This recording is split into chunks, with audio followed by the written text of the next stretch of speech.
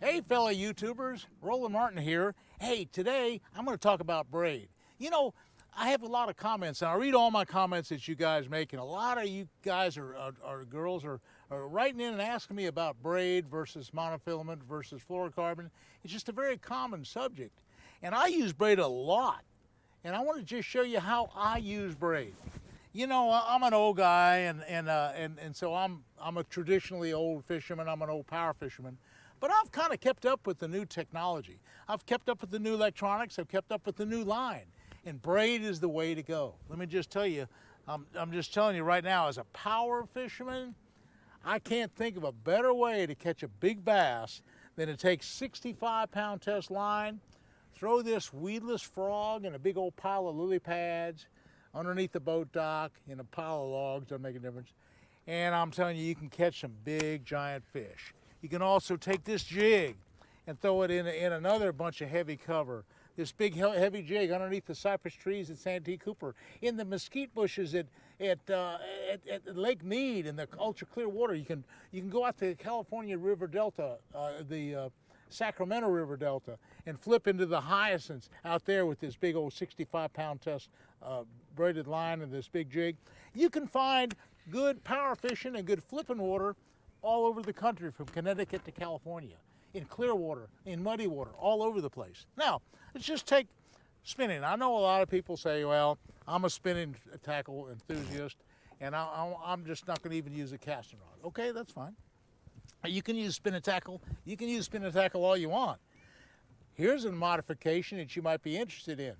This is a regular favorite spinning rod, 6.5 foot, with a regular favorite reel. I have 10-pound braid on this.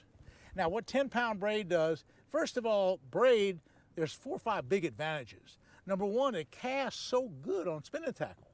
Now, that's the first thing. I can take this 10-pound line and I can throw it. Watch this, it's just going, it's going, it's going. Look at the line, it's going, it went out 100 feet. It makes a longer cast than monofilament, number one.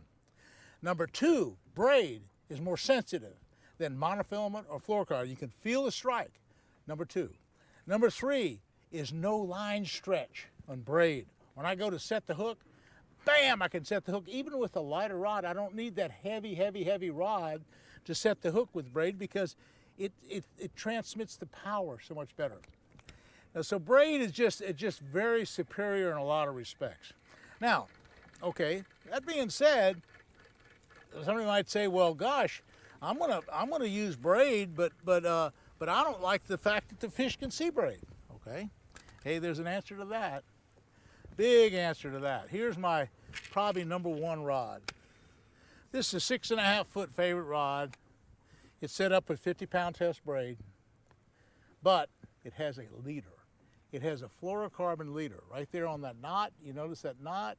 It's got a 20-pound test leader. I can throw this in the heavy brush and cover, and it's practically invisible because it's fluorocarbon. It's fluorocarbon.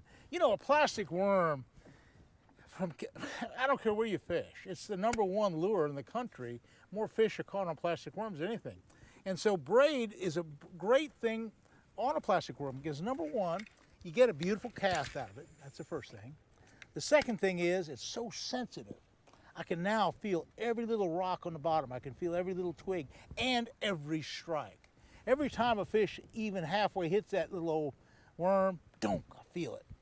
And the third and the most important thing is I can set the hook so good and get a beautiful hook set with braid. It's just stronger, more sensitive, and sets the hook better than anything else. Plus the ability to cast well. So, I mean, there's a lot of advantages with braid. Now let me just show you one thing about braid that it would have to be a big paramount thing, and that is, wind's blowing pretty hard. Let's just take some 65-pound braid for a second. And I just want to show you how to tie the double uni knot, because I tie a lot of leaders. Like I go out west to the real clear lakes of Lake Powell and Lake Mead, and I'll take a spinning rod with like 8 or 10-pound braid, and I'll tie some 4-pound monofilament or fluorocarbon, or maybe a 6-pound monofilament or fluorocarbon. I'll catch smallmouth bass. I'll go deep, 50, 60, 70 feet deep sometimes, and fishing deep, because that clear water, sometimes you need real light line. But that braid is a great way to do it, because you get down 50 feet deep with braid, you can feel the strike. You can't hardly feel it with any other technique. So you can tie a leader to braid. Okay, so let's just take this 65-pound braid, just show you how to do it. And I'm going to take some 20-pound fluorocarbon. That's just kind of big, and you'll be able to see what I'm doing because this is such an important knot. This is something, if you fish braid, you're going to have to know this knot. This knot is called the Double Uni Knot. It's the #1 way of attaching a fluorocarbon leader or a monofilament leader to braid. Okay, now do that. I pull it together about a foot apart like this. I come to the center of it and kind of hold it. Take the fluorocarbon side and make a loop right here. Okay, make a loop right there. Make a loop with that fluorocarbon and go 1, 2, 3, 4, 5, 6. That's about enough. Pull that thing tight. Okay, a little bit, kind of tight, not real tight. Turn it around. Turn everything around now.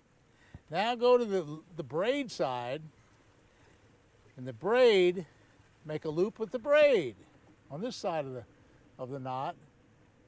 Go around not 5 or 6 times, but 7 or 8 times. 3, 4, 5, 6. I like to go a couple more turns more with the braid side than I do the fluorocarbon or mono side, simply because it's just better. Okay, I'll wet it down. Pull it down tight. Watch it pull up. It pulls up. Everything pulls up tight.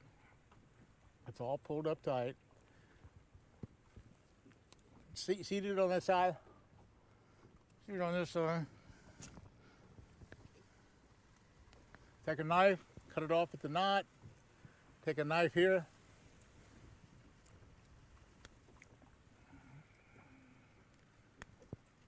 Cut it off at the knot.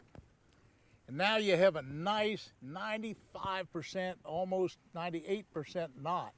And if you wanted to go another percent or more power in a knot, you could add just a little drop of super glue right there, and it might help a little teeny bit. But the point is, it's gonna cast well.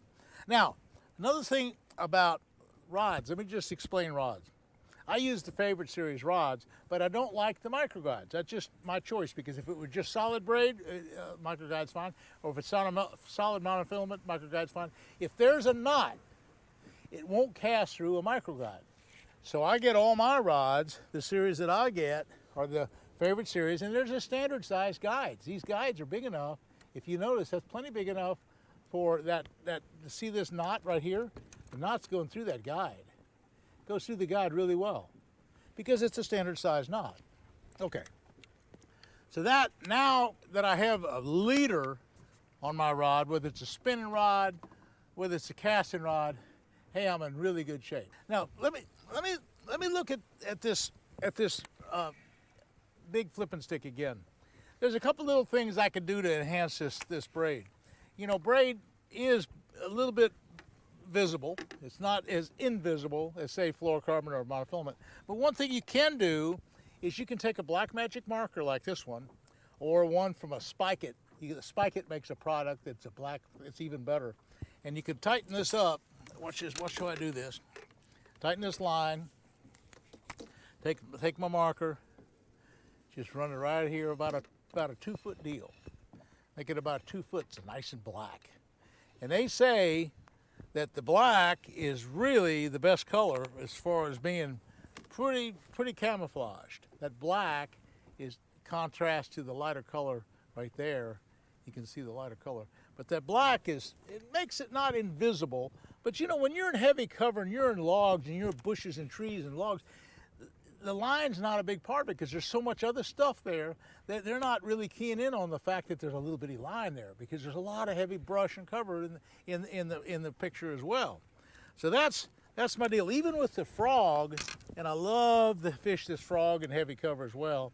That braid is kind of light colored. I've taken that black marker from Spike It in this case, and I've made a nice black 2-foot little deal with that thing, and it just makes it more invisible with the frog. You know, the thing about braid is I can tighten that drag up, and I get a reel that these are Johnny Morris Platinum Series reels, and they have a big drag system, real heavy drag. I can tighten that drag down, and I put this thing, and notice I'm a power fisherman, so I like this big cushion butt. These cushion handles just go on, they just go on any rod. But I put it in my stomach like this, and when I'm working that frog, boy, when I get to strike, you know, maybe 30 years ago I was stronger. I don't know, I'm an old man now. I don't have the strength I had 30 years ago, so I need some help. And I put it in my stomach, and I really winch on them, and I get the hooks really well set. But you will set the hooks better than monofilament or braid with braid, because braid is just it's more responsive. It doesn't stretch, and it sets the hook just a lot better. So if you want to up your game, if you want to catch more and bigger fish, well, number one, be a power fisherman, but be a braid power fisherman. Hey, bass fishing is a lot of fun, and braid fishing is a lot of fun, because braid gets the job done, son. You can get big fish with braid. So you have to look into it. It's the way to go. It's the way of the future. It's the number one line in my estimation. Hey, listen, by the way, I'm posting on YouTube both Wednesdays and Sundays, and about 6 o'clock in the evening when I can.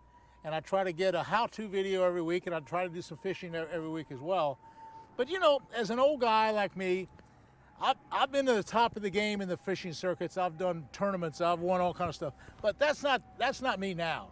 You know, I can't fish quite as good now as, say, my son Scott can, because he's on top of his game. He's probably the best fisherman in the whole world.